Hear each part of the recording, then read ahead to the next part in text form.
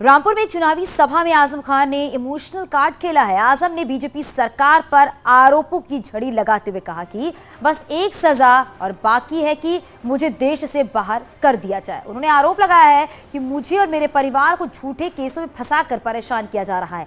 आजम ने रामपुर के लोगों से भावुक अपील करते हुए कहा है कि वो इसलिए जिंदा है क्योंकि खुदकुशी हराम है। तो आजम खान का इमोशनल कार्ड देखने को मिला है। बीजेपी सरकार पर कई गंभीर आरोप लगाए हैं आजम खान। मैं तो इंतजार इस बात का कर रहा हूं किस दिन मुझे देश निकाला मिलेगा, क्योंकि अब सिर्फ एक ही जुल्म बाकी रह गया कि मुझे हिंदुस्तान से निकाल दिया जाए। मेरा वोट देने तक का इख्तियार है, मेरे जीने का इसलिए बाकी है कि वो मुझे सीधे नहीं मारना चाहते हैं एड़ियां रगड़ रगड़ कर मर जाऊं। सारा दिन अदालत में खड़ा रहता हूं। मेरे अहबाब, मेरी बीवी, मेरे बच्चे फैसलों का इंतजार करते हैं कि आपको जीना चाहूंगा ऐसी जिंदगी ना। हराम है खुदकुशी, इसलिए जिंदा हूं क्योंकि खुदकुशी हराम। घर से नहीं निकले आप, 32% वोट दिया आपने और 40% देते थे तो आसिम राजा आज 60,000 70,000 वोट से जीता हुआ मेंबर पार्लियामेंट होता और मेरी वकालत कर रहा होता पार्लियामेंट में। आपने हरा दिया उसे। शाबाश, मुबारक आपको, मुबारक गयूर रामपुर वालों आपको। हमारे सहयोगी विशाल हमारे साथ जुड़ गया है। विशाल, आजम खान का इमोशनल कार्ड और इसके साथ ही बीजेपी पर कई गंभीर आरोप, क्या मायने समझे जाए?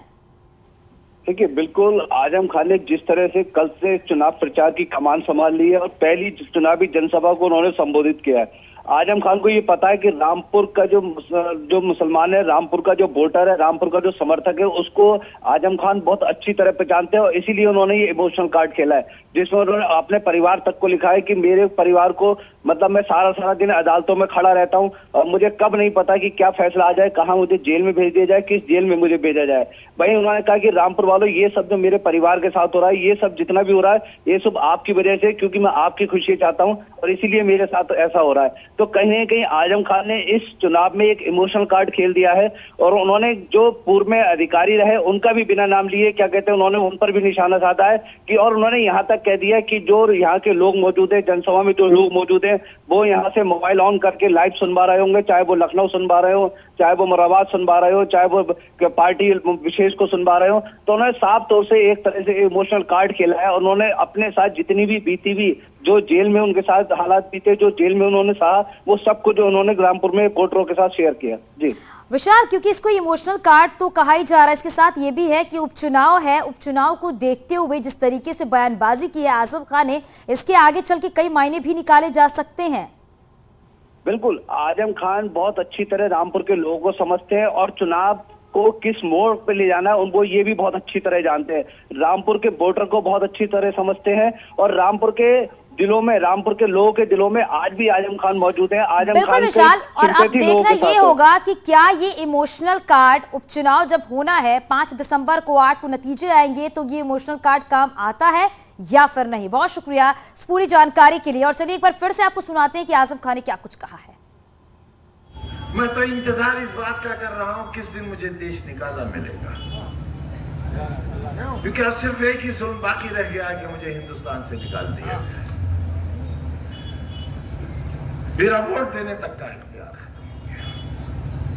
मेरे जीने का इसलिए बाकी है कि वो मुझे सीधे नहीं मारना चाहते हैं एड़ियां रगड़ रगड़ कर मर जाऊं। सारा दिन अदालत में खड़ा रहता हूं। मेरे अहबाब, मेरी बीवी, मेरे बच्चे फैसलों का इंतजार। जीना चाहूंगा ऐसी जिंदगी ना। हराम है खुदकुशी, इसलिए जिंदा हूं, इसलिए जिंदा हूं क्योंकि खुदकुशी हराम। घर से नहीं निकले आप, 32% वोट दिया आपने और 40% देते थे तो आसिम राजा आज 60,000 70,000 वोट से जीता हुआ मेंबर पार्लियामेंट होता और मेरी वकालत कर रहा होता पार्लियामेंट में। आपने हरा दिया उसे। शाबाश, मुबारक आपको, मुबारक गयूर रामपुर वालों आपको। तो रामपुर में बीजेपी की रणनीति शायद आजम खां पर हावी हो रही है और यही वजह है कि उन्हें अब अखिलेश यादव का साथ चाहिए। लेकिन उससे पहले यह भी जानना जरूरी है कि आजम आखिर इन दिनों क्यों घबराए हुए हैं। आप ये रिपोर्ट देखिए।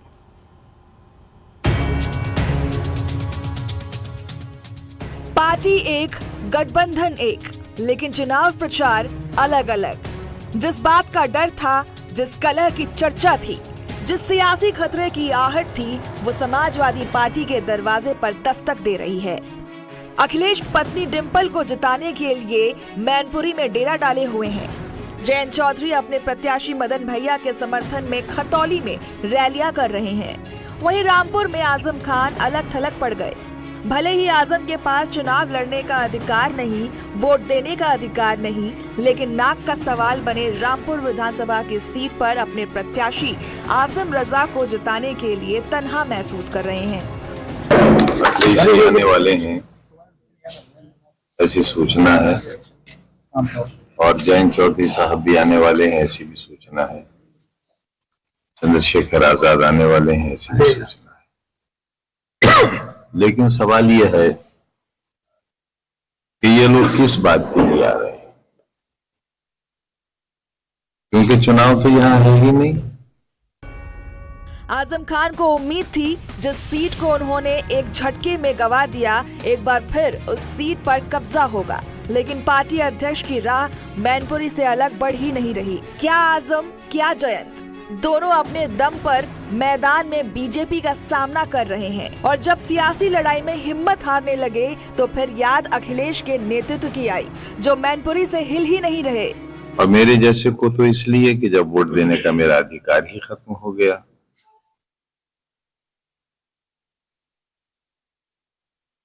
तो मुझे इसकी शिकायत में बल नहीं लगता। लेकिन अपने कैंडिडेट के लिए, अपने पार्टी कैंडिडेट के लिए वोट मांगने का अधिकार मेरा भी बाकी है।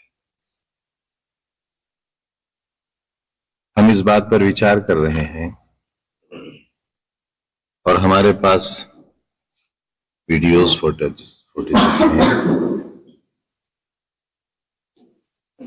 उसे हम आपको किसी खास वजह से रिलीज नहीं कर रहे।